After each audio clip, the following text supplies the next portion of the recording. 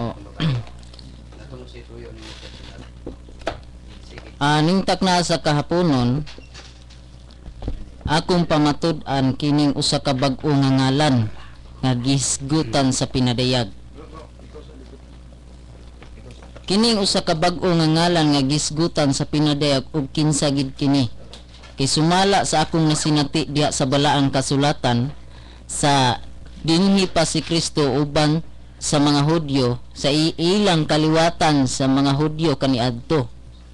Og niadtong panahon na sa diha nga nagkatigom ang mga tinunan niya niadtong panahon na mitungha siya sa taliwala. Matud pa sa buhat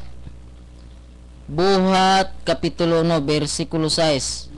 Unya sa nagkatigom sila gipangutana siya nga nag-ingon, Ginoo niini bang panahon na karon igapasiguli mo ang gingharian ngadto sa Israel? Og siya mitubag kanila, dili itugot kaninyo ang pagkasayod sa mga panahon o sa mga kahigayunan nga gitudlo sa amahan, pinaagi sa iyang kaugalingong kagahom. Sa 8, apan kamo makadawat hinuon og gahom sa diha nga kakunsaran na kamo sa Espiritu Santo, ug kamo mao unya ang akong mga saksi sa Jerusalem ug sa tibok Judea ug sa Samaria ug hangtod na sa kinatumyan sa yuta.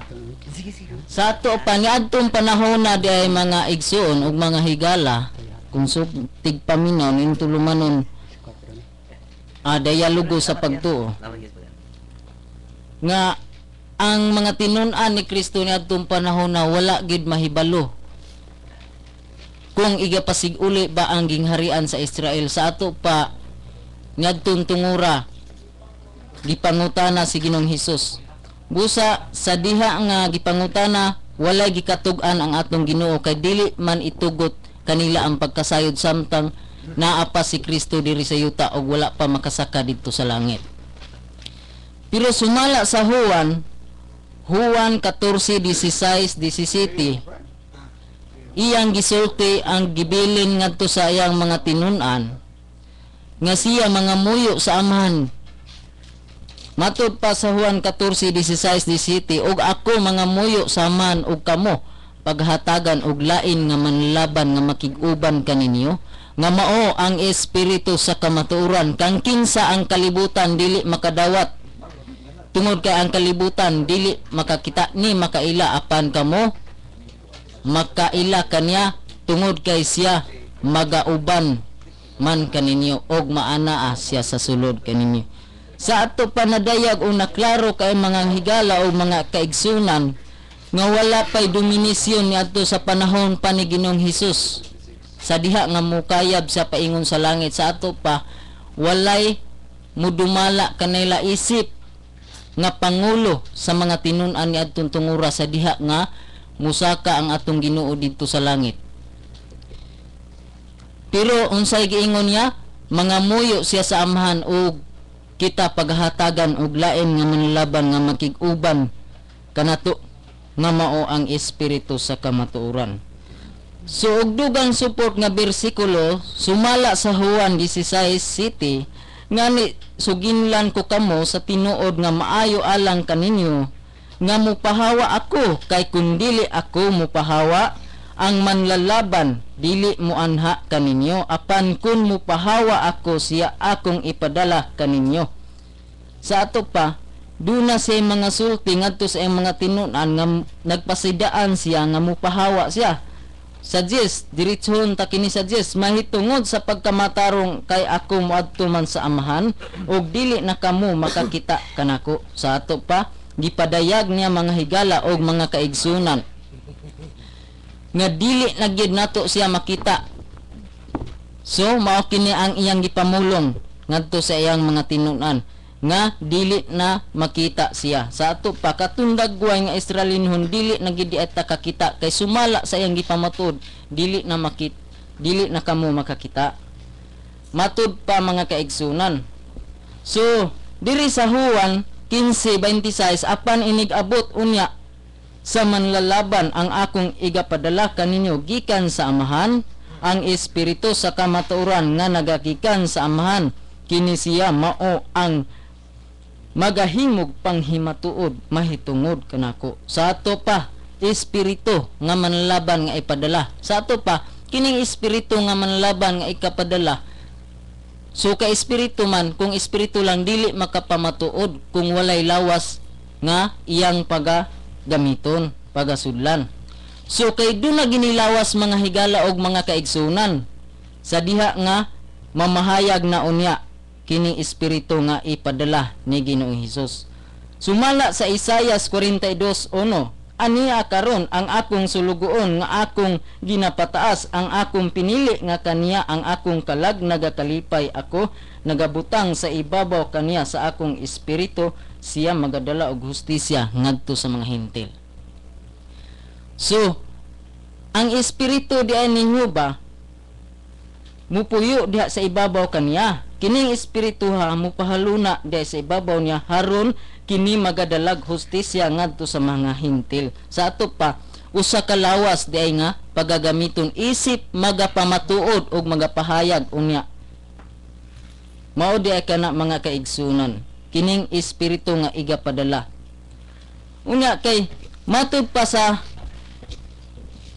Pinadayag 2:17 kay dunay bag-o nga ngalan nga gisgutan dinhi nga gawas ni at dili masabot og mabasa ni bisin kinsa, gawas lamang ni adtong mutuo og mudawat niini. Matud pa sa Pinadayag 2:17 kay dito sa Isaias 42:1 nga katong pinili nga galamiton niya kung atong kwaag base sa panahon kato ni Ginoong Hesus. Si Ginoong Hesus dili man magahari sa mga hintil kundi ngadto man sa mga Hudyo. Kay sumala sa nihisulat sa diha nga gisugo niya ang iyang mga tinun-an panglakaw didto sa palako niya didto sa Israel. Kay haron sa pagpangita sa mga karnirong nangawala. Pero dili paagiun sa mga hintil kun ngadto sa Samaria. Sa ato pa dili siya hari sa mga hintil nga atong tungura. So atong masabot kining gisgutan sa Isaias 42:1 kini usa ka pinili nga gigamit sa espiritu ni hubaharon pagpamatuod og siya magahari ngadto sa mga hintil. Og kining gisgutan sa Pinadayag 2:17 matud pa sa Pinadayag 2:17 ang adunay igdulungog kinahanglan nga magapatalinghog sa sulti sa espiritu ngadto sa mga iglesia.